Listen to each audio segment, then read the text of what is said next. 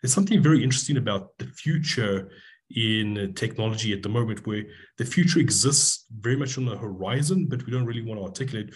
We talk about it in these sort of vague, generic terms in a kind of almost utopianistic fashion, but there's never any sort of project to outline, or what steps do we need to do to get there? What do we actually need to do? There's very little planning to our future at the moment. There seems to be something that's excavated or emptied from that. And so thinking now about power and control, which are probably quite thorny to even define because they can mean very many different things to different people. But when we're thinking about power control and how they're exerted in emerging and existing technologies, where does your mind go? Like, what's the first or second thing that comes to mind? I mean, the real question for me is control for what? What are we trying to do? What are do the affordances of these technologies meet with and amplify our own intentions, our own desires to make something within the world? I think a lot of platforms at the moment are incredibly good at creating wealth. Well, they may be less good at creating social solidarity. They may be less good at creating social cohesion. That's not to say that it wouldn't be impossible, but it's what types of purposes can these technologies, platforms, these networks be put towards? I think that's sort of the real question about who gets to define what the purpose happens to be. And I think that also gets us a little bit into discussions about AI ethics. What is the larger goal behind these products? Who sets it? How do they declare? What do they declare success to be? What does success look like?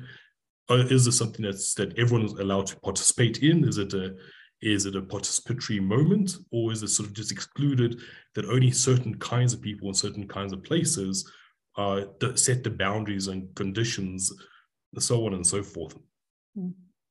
One of the things I worry about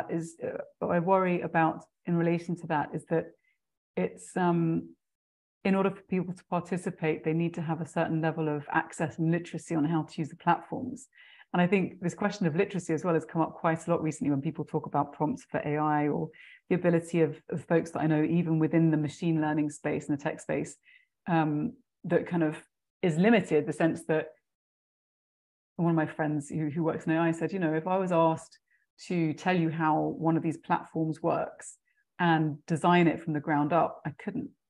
And there's something really interesting about the black box nature of a lot of the things that we're seeing now, which I think shows us quite how complicated the situation is. It's not just enough to be able to put in a couple of prompts into a text box and get away with it and create something. It's a much bigger, more complicated problem than appears somehow. So how can we begin to get our heads around what is going to be an increasingly complex architecture with increasingly complex impacts in our lives? So how do we increase our digital literacy, so to speak?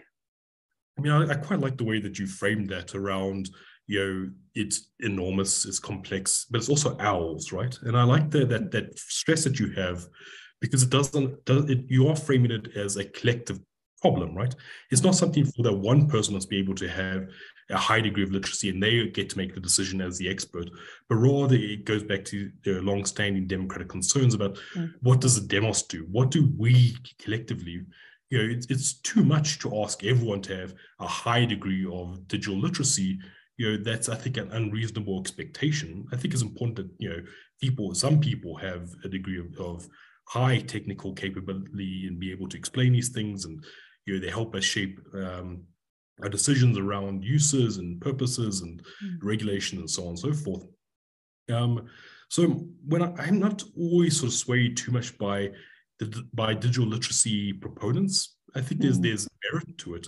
But I think if we just say that itself is the sole solution, we kind of forget that these things need to be anchored in sort of a larger collective project. I think that's one of the things that we're missing today in our societies and our countries that we're from, is this sense of collective vision. What are we trying to do for the next 10, 20, 30 years?